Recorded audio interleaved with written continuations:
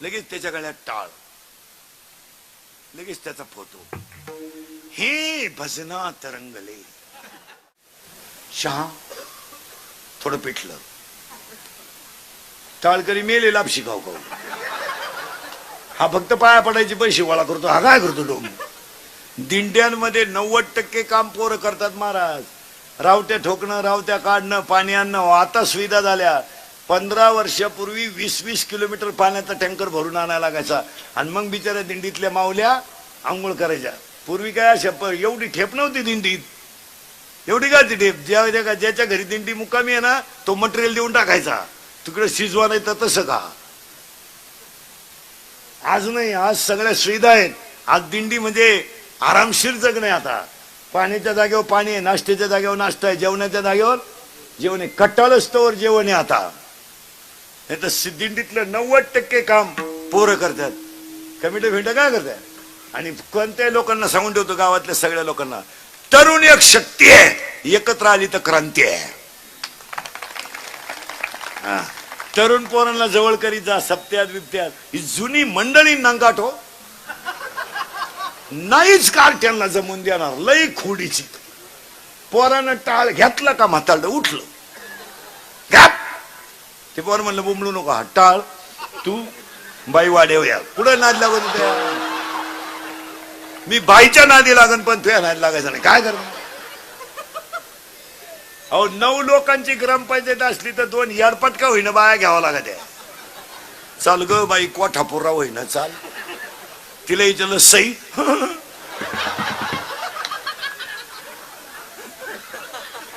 राष्ट्रगीत पाठ नाही, झेंड्याजवळ उभी राहिली. येड्याला किंमत आली मला. झेंडा खाली घेऊन हिला वर न्यायला पाहिजे. ह्याला गेली मारायला. फार येडी लोक आहेत मला. काय झालंय, मूर्ख माणसांना पैशामुळे समाजात किंमत आली. नाही तर काय, नाही तर गावातल्या प्रत्येक ग्रामपंचायतीत 2 तरुण पोरं पाहिजे आणि ते बी शिकलेले पाहिजे. आणि आता ते इथून पुढे कंडिशनच ठेवली पाहिजे. गावात सरपंच सुद्धा ग्रॅज्युएट पाहिजे. सरकार काही नियम करू द्या पण गावच्या विकासासाठी तो ग्रॅज्युएट पाहिजे. हा विचार गावानं केला पाहिजे. यांना काय कळत आहे. तरुण पोरं पाहिजे ग्रामपंचायतीत 2. जुनी मंडळी म्हणते त्यांना जमन का. तुम्ही काय सोन्याचा धोर काढला तर ते काढायचे. तुम्ही खिडक्या खाल्या ते चौकटी खाती. मग सगळे मिळून खा ना. का संडासही तुम्हीच खायचे आणि भांड्यातलंही तुम्हीच खायचं. याला काय.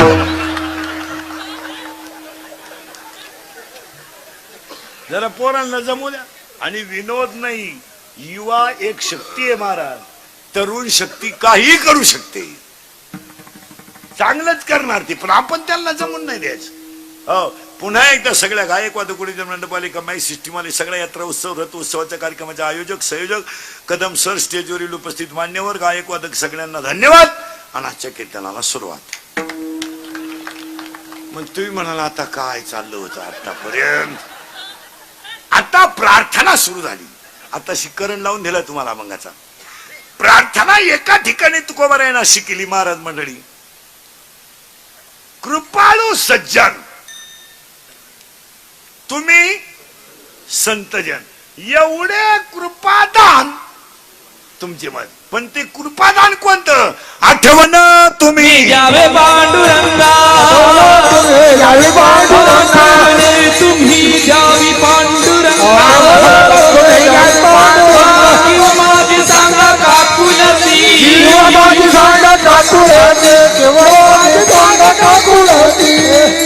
अजून एक प्रार्थना आहे. श्री अनंता पद्मनाभा जगतव्यापका.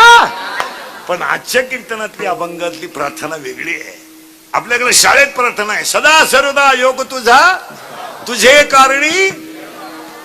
अजून एक प्रार्थना आहे ज्ञानोबरायची. पहिलं तोगे काऊ काय प्रार्थना आहे. आता आजची प्रार्थना वेगळी आहे. आज कीर्तनाला घेतलेला अभंग तुकोबारायांचा आणि प्रार्थना आहे. प्रार्थना अशी आहे. वैराग्य मला प्राप्त झालंय. वैराग्य झालं नाही असं बोलत जा. वैराग्य झालं नाही असं नाही, पण मला एक अनुभव आलाय. काय. अध्याय नंबर 15 ओवी नंबर 35. अध्याय नंबर 15 ओवी नंबर 35. विरक्ती वाचूनी ज्ञानाशी तगणेच नाही. मला ज्ञान आलंय पण ते वैराग्याशिवाय टिकू शकत नाही. हे बाकी दाण्या दगडावरची जसं लाटणं मोडल पण वाकणार नाही, दगड शेवाळल पण पाजारणार नाही, कीर्तनकार मरतील पण जनता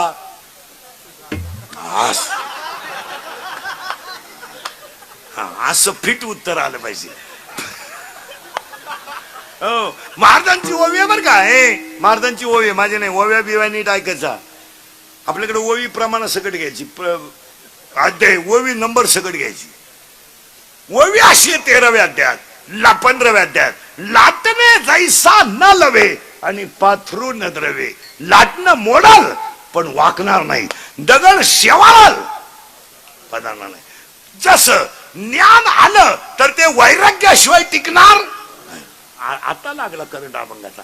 ज्ञान आलं पण ते ज्ञान शाळेतलं नाही. शाळेतल्या ज्ञानाला कोण खात?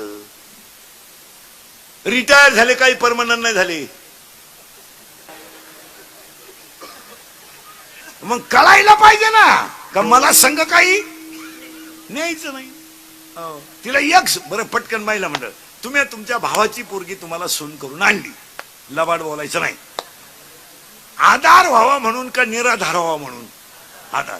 जिनं आणली तिची मुलाखत घ्या. तिला विचारा कस काय चाललंय. 1.5 महिना अगोदर विचारी ती दिंडी कवा निघणार आहे. अगं बाई, भावाची पोरगी कधी करायची टाळावा करू नये. भावाची पोरगी काही झालं तर तो तिचा बाप आहे, आपला भाऊ आहे. उद्या तो बहिणीची बाजू नाही घेणार. पुरी उद्या भांडण झाले तो म्हणतो माझ्या गुड्डीचा काय दोष नाही, माझ्या बहिणीच्या डोक्यात फरक झालाय. नाही तर माझी गुड्डी पहिल्यापासून, माझी गुड्डी कॉलेजला असताना 3 दिवस पडून जायची पण गुड्डीनं कोणाला धक्का लागू दिला नाही. माझी गुड्डी हुशार. माझ्या गुड्डी पायी 3 पोरांनी भाषा घेतल्या पण गुड्डीला गम नाही. आणि आता माझ्या बहिणीला सुद्धा माझी गुड्डीच नीट करीन. कर बाई. नाही आता जर कोणतं जुळत आलं असेल तर भावाला कीर्तन संपल्यावर फोन करा. भाऊ हा विनोद नाहीये महाराज. अरे मग पुण्य जर पाहिजे तर तो माणूस पुण्यवान पाहिजे ना, मला भेटला पाहिजे ना, मी त्याची सेवा करायला तयार आहे. पण त्याला देव भेटेल पाहिजे. मग ऐका आता कोणाला देव भेटेल. एक गायकवाद गुंजन टाळकरी महाराज सगट. नारदाला देव मिळवायला 2 जन्म लागले. एका जन्मात देव नाही मिळणारही नाही. असं कोणी उठायचं एक वारी केली म्हणजे मोक्ष मिळवतोय. बापाच पेंड का? कोणी म्हणायचं माया पोराला पकवा शिकव, काल झक माराय पकवा त्याचं याड निघलं तुझ कुठं शिकतो. कोणी उठायचं माया पोराला कीर्तन शिकवा. कीर्तन करायचीच कसा कोटरी पेतात. तू काय सांगतो? बावळट सारखं आपलं तासाच्या बाहेर पडलेलं बी कोळपायला तकलीफ करतं.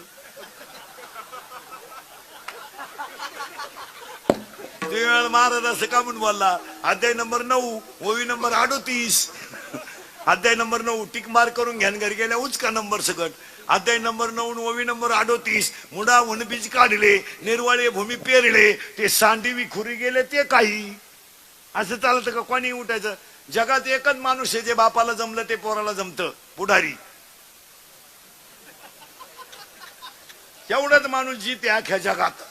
बाप दमला का पोऱ्या उठला, पोऱ्या उठला का येईन उठली, तुळी तीच.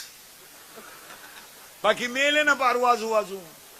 असाच नियम आहे. माऊली सोहळ्यात 22 दिवस लोक पायी चालत्या. गुडघे गेले काहींचे चालू, काहींचे खवट गेले पखवत वाजू. त्यांची कोणी दखल घेत नाही. पण 2च मिनिटं मोठा माणूस दिंडीत आले कॅमेरे फिमेरेवाले, लगेच त्याच्या गळ्यात टाळ, लगेच त्याचा फोटो. हे भजनात रंगले, आमचे मुळ्यात उठले ते रंगले. आमची उठता नाही आग आणि बसता नाही आग. काय सांगता महाराज. महाराजांची भाषा आहे, माझी नाही. अर्थ लोपले पुराणी, नाश केला शब्द ज्ञानी, विषय लोभी मन आणि साधना घे बुडविले. 700 वर्षापूर्वीचं प्रमाण येते. मी पाठपर्यंत बोलणार पण प्रमाण सिद्ध बोलणार, बोगस नाही बोलणार. मी मरल ना, म्हणजे मरणार नाही मी 5-25 वर्ष अजून, पण मी मेल्यावर सुद्धा तुम्हाला रोज आपली आठवण येणार. हा काय म्हणत होता. आता जाऊ दे, आता तुम्हाला वाईट वाटेल. आता मला घोडा लावा, माग पुढं लावायचा, तोंडावर लावा, वाईट बोला, काय तुम्हाला शिवाय द्यायचं ते द्या, पण मी म्हणतो ते खरंच आहे यावर आपलं मत काय. आणि ते कालही खरंय, आजही खरंय, उद्या खरंय. नारदाचा जन्म झाला, बिचाऱ्याचे वडील मरण पावले. आई साधूची सेवा करायची. महिला मंडळ, आई साधूची सेवा करायची आणि मुलाला सांभाळायची. कर्म धर्म संयोगानं घडू नये ते घडलं. नारदाची आईला सर्पदंश झाला आणि आई गेली. आई गेल्यानंतर नारद पोरके झाले पहिल्या जन्मात. आणि नारदानं फक्त सेवा कोणाची केली? साधूची. साधू प्रसन्न झाले, आशीर्वाद दिला, अवतार संपला. पण भाग्य इतकं पुण्य, नारदाचं पुण्य कोणतं होतं? मागच्या जन्मी कुणाची सेवा करेल होती? साधूची. आणि साधूची सेवा केल्यामुळं नारदाचं भाग्य इतकं उदयाला आलं, ब्रह्मदेवाचा मानसपुत्र म्हणून दुसरा जन्म मिळाला. नारदाला देव मिळवायला किती जन्म लागले? 2. उत्तान पांढरावाचा राजा आहे, त्याला सुनीती आणि सुरुची नावाच्या 2 राण्या आहेत. नावच इकीचं सुंदर आहे, सुनीती. इकीचं नाव आहे सुरुची. मुलगा पळत आलाय, राजाच्या मांडीवर बसलाय आणि बापानं सावत्र आईनं मुलगा लुटून दिला. मुलाचं वय फक्त 5 वर्ष आहे आणि 5 वर्षाचं पोरग पळत गेला आणि आईच्या कुशीत घुसलं. आणि आईला त्याने सांगितलं, आई अगं मला मांडीवरून ओढलाय. आई पराक्रमी होती. आईनं सांगितलं, डोळ्याचं पाणी पोस, माझं दूध पिलाय तू, माझं दूध पिलाय तू. अरे तुला चमड्याच्या मांडीची किंमत काय? अशी मांडी मिळव का चंद्र सूर्य आहे तोपर्यंत मांडीवरून तुला कोणी ढकलणार नाही. अशी मांडी मिळव, माझं दूध पिलाय तू. मुलाची बाजू न घेणारी आई होती म्हणून तसं घडलं होतं. पोरग 5 वर्षाचं होतं. आई काय करावं लागेल ग? आज 80% आयांनी पोरांचं पोरींचं वाटोळ केलं. सगळं जबाबदार आई आहेत. काय मत आहे तुमचं? कोणती कीर्तनात बसलेली बाई आहे तिला तुझा पोरा दारू पितो हे माहित नाही? बोटवर कर. माहित नाही तुम्हाला? हे माहित नाही तुम्हाला? तुमचा पोरा क्वार्टर पितो, ढाब्यावर कुत्रीला लात मारतो रस्त्यानं, माहित नाही तुम्हाला? अरे पोराच्या दारूवर पांघरून घालून तुम्ही आयुष्यभर त्या बापाचा छेड केला, याचा कधी विचार केला तुम्ही? अरे पोरगा दारू प्याला तर तुम्ही झाकून ठेवलं.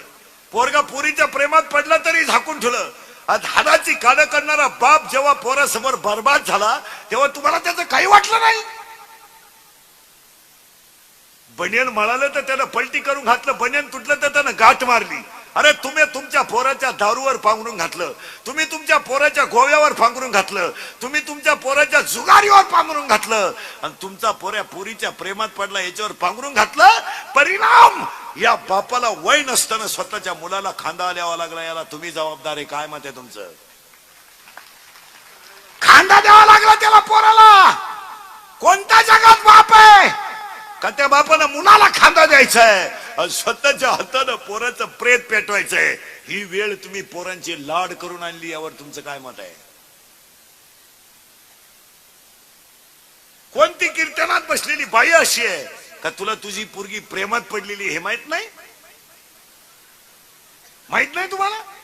लबाड बोलायचं नाही. मला नाव सांगा.